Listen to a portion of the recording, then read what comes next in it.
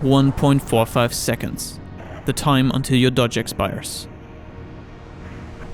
If you don't have a dodge, a Wavedash will be impossible.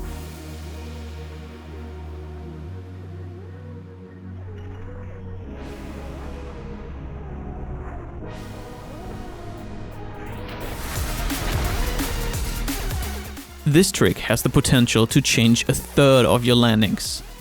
To get a Wavedash on any landing, even when you have already used a dodge. By the end of this video, you will wish that you had used this trick for years. But to understand how it works, we need to start at the very beginning.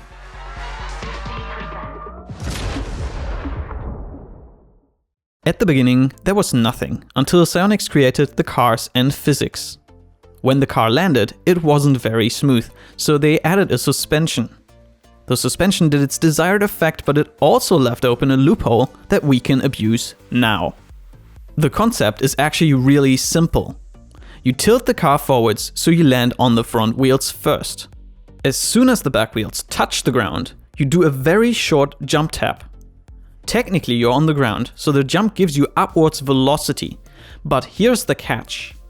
The back wheel suspension is still fully extended, and the back still has downwards velocity. So the jump kinda stops the back wheels while lifting the front wheels.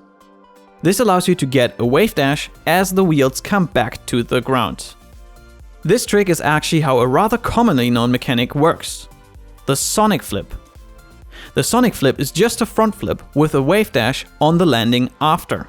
Even though I believe some people have shown the Sonic Flip to be faster to get to supersonic with zero boost than doing the usual flipping, there are two reasons for why it's almost never better in a real game and thus hardly worth the effort to learn. Number 1. In order to Sonic Flip, you need to jump at least a little bit higher than usual, and the higher you jump, the easier it is to pull off. Jumping high is wasted time that you don't spend accelerating. Number 2. Even though you're going to run into situations where you have zero boost, there will be way fewer situations where you can't weave your way back over 1 or 2 small pads, which will actually make regular speed flipping faster than the Sonic Flip. That is why I was surprised to see how much traction the mechanic has gotten in the past, while nearly no one talked about other applications. But there were some in my comments, and one of those people was Aleks, who posted a link to a Reddit thread. Introducing the Speed Flip Sonic Flip. Aleks has been doing it for 8 months and provided me with some clips. Speed flipping into a Sonic Flip literally doesn't have any of the downsides of a regular Sonic Flip. You don't need to jump any higher, and you can obviously use boost during the speed flip if you have any. This mechanic is a no-brainer, and it's really not difficult to learn for anyone that already knows how to speed flip. And it doesn't even have to be a perfect speed flip. All you have to do is a regular speed flip where just the ending is slightly different. Usually you try to land as flat as possible, but now you want to land slightly tilted forward or air roll to the side. Which one is easier depends on the situation. Then, when the last wheel is just barely on the ground, you do a very short jump tap, and if you've timed it correctly, the front wheels lift off, and you can Wavedash forwards. That timing is really the only thing that requires significant practice. Of course, if you have plenty of boost, then doing a speed flip will already get you to max speed before the landing. It is still useful if you want to conserve like 20 extra boost while being only a bit slower. Okay, that's a great use, but I'm not sure all of you will be convinced to learn it yet. But you can use it for so much more. Anytime you dodge into the ball and you have a bit of time to adjust your landing, this will let you get extra speed. Or when you're going off the wall and you've already used your dodge.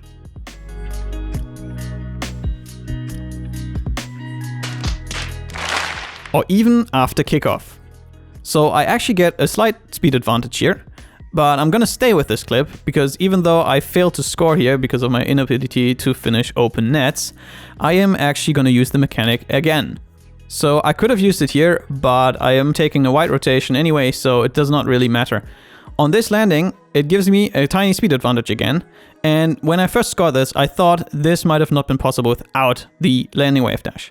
So I copied this into training, and it would have been possible to score this specific shot without the landing wave dash, but I would have gotten to the ball a little bit later, and that makes it a lot easier to hit the crossbar or post. Of course, it's also possible to fail the landing wave dash, but I am confident that after enough practice, it's actually the easiest way to score this ball. And if the ball had been a bit faster after the 50, it would have been impossible to score without a landing wave dash anyway. Back to the game. So after this kickoff, I use it yet again, and it's actually significantly faster, but the ball doesn't really bounce like I want it to, so I can't really get an advantage from being there faster.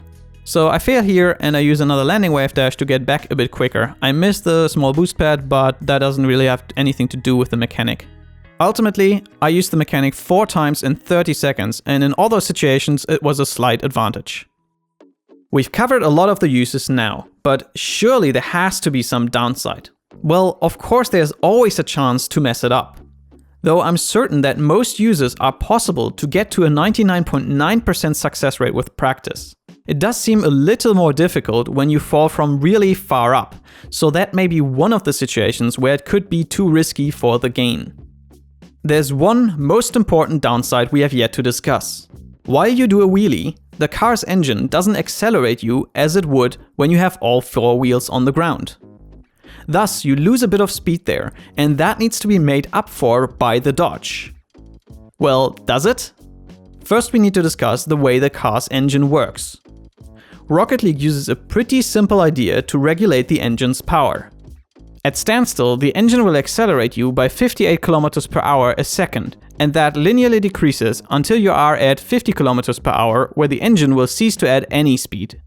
That means at 50 km per hour or higher, doing a wheelie will not slow you down at all, so you don't have any cost to worry about.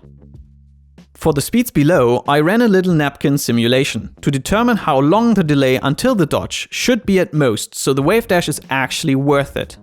These results tell us that unless we mess it up completely, a speed flip into sonic flip is always fine, as our landing speed will be in the area where even a 1-second dodge delay is faster.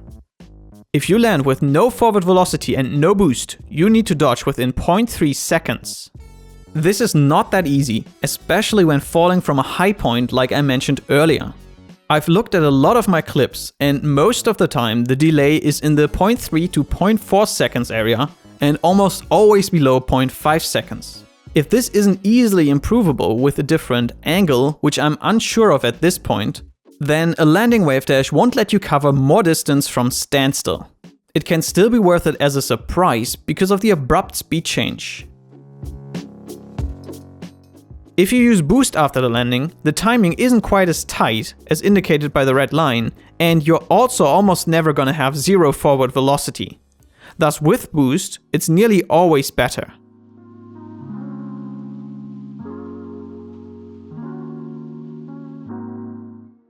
This is not the full story, as there are 2 ways to do the wave dash.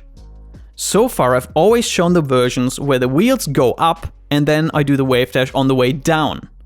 But if you time the dodge perfectly as soon as the front wheels lift off the ground, that is also a possible timing. Unfortunately, it is significantly more difficult to do it this way, and I don't think it's humanly possible to get 99% consistent at this timing, making it a bit too risky. But in a desperate situation, it might be worth a try. One more application I'd like to discuss is in half flips. Just like any other situation where you've used your dodge, you can tilt forwards on the landing and get a landing wave dash. However, similar to the regular sonic flip, you need to jump a bit higher so you actually have room to tilt the car forwards. And you'll also have to cancel the flip a bit later. Unlike the other applications where only the timing was difficult for me to get down, actually getting the proper half flip landing for this mechanic is something I have struggled with, and thus maybe someone else will master it and upload a tutorial with better tips. I have more mechanics videos to talk about, as well as some other banger videos planned, so make sure you hit that subscribe button. To stay up to date, follow me on Twitter or join my Discord, and I'll see you soon for the next video.